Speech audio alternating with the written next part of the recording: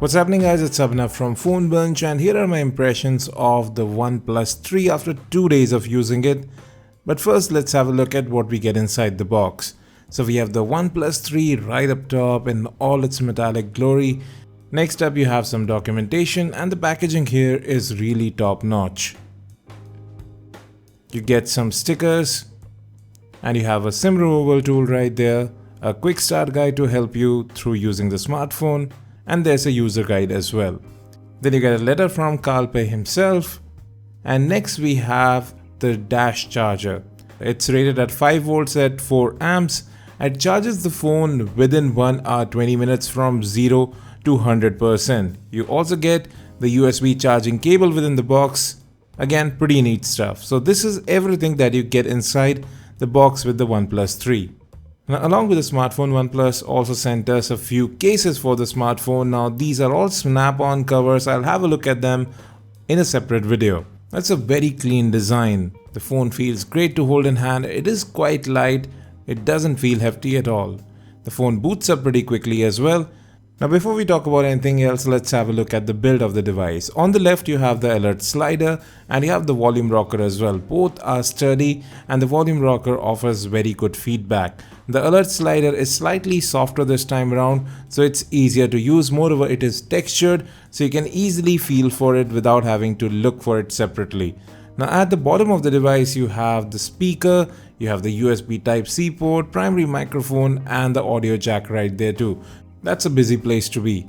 Moving to the right of the device, you have the SIM card slots and you have the power button. The power button again is sturdy and does offer good feedback. Now, this is a dual SIM smartphone, uses 2 nano SIM card slots, but storage is not expandable. But you are getting 64 gigs of onboard storage with 6 gigs of RAM. Now, if you look at the back, the camera does protrude a little bit, but the sides of the phone are a bit rounded, so at least the phone does feel good to hold in hand. You have a 3000 mAh battery inside, which, as I already told you, charges in 1 hour 20 minutes flat from 0 to 100%. Now, talking about thickness, this phone is just 7.3mm in thickness, and well, it is quite light too. Now, if you move to the top of the device, you have the front-facing camera, proximity and light sensors, and a configurable notification LED, which I really liked. At the bottom of the phone, you have capacitive buttons which do light up. Those are just like 2 dots on either side of the fingerprint sensor, and the fingerprint sensor again works very well. I'll just show that to you too. The display here is an AMOLED panel, 5.5 inches at 1080p. So yes, it's not the sharpest panel out there, but it really looks quite good. Moreover, you can go ahead and customize the color temperature of the display, and there's a night mode built in as well, which I really found useful while reading some novels at night. Now, then you also have the ambient display option. If you wave your hand over the phone, it shows you the time and notifications. And talking about that fingerprint sensor now, it's blazing fast. Earlier, I found the Mi 5 had one of the fastest front-facing fingerprint sensors. Now, this one is the king. It's fast, it works every single time, and it is very accurate. Now, some of the other shortcuts that I've discovered, you can use double tap to open up the camera app. That can be configured in settings, and you can double press the power button to open up the camera app as well. Now, talking about that camera, it does capture images very quickly. You have a timer built in as well. You can change the aspect ratio. You have HDR mode built in, and you have a very robust manual mode too, which I did use for a little bit of time. You have shutter speed control, manual focusing, ISO, so quite a lot of control if you want to take advantage of that 16 megapixel rear camera. So you have face detection autofocus, you have optical image stabilization, and they do come in use, especially if you're trying to lock focus when there's not enough light. Now, here are some of the samples that I captured over the usage of last 2 days. So you can see the images actually turn out quite well. They are crisp, they have quite a lot of detail, good bokeh there too. Colors look quite natural, and the dynamic range actually seemed quite alright. Even HDR images turned out quite well. Now, when we moved indoors, the camera still did quite a good job. There were no blown highlights, very little noise. In fact, this is shaping out to be one of the better cameras I've seen in this price point. Even when we used the camera for the first time, it did perform quite well indoors. You can see quite a lot of detail in these images. So yes, I do find the camera to be quite impressive on the OnePlus 3. Now, the OnePlus 3 is running on Android Marshmallow based Oxygen OS. You have the shelf on the left where you have your shortcuts, you can add a memo, you can add your widgets as well. It really does work quite fine. And then you have several neat wallpapers that come bundled in. You can also go ahead and edit the quick toggles, which is always neat. And the software experience has been very fluid as well. I haven't noticed any lag throughout my usage. Apps opened up quickly.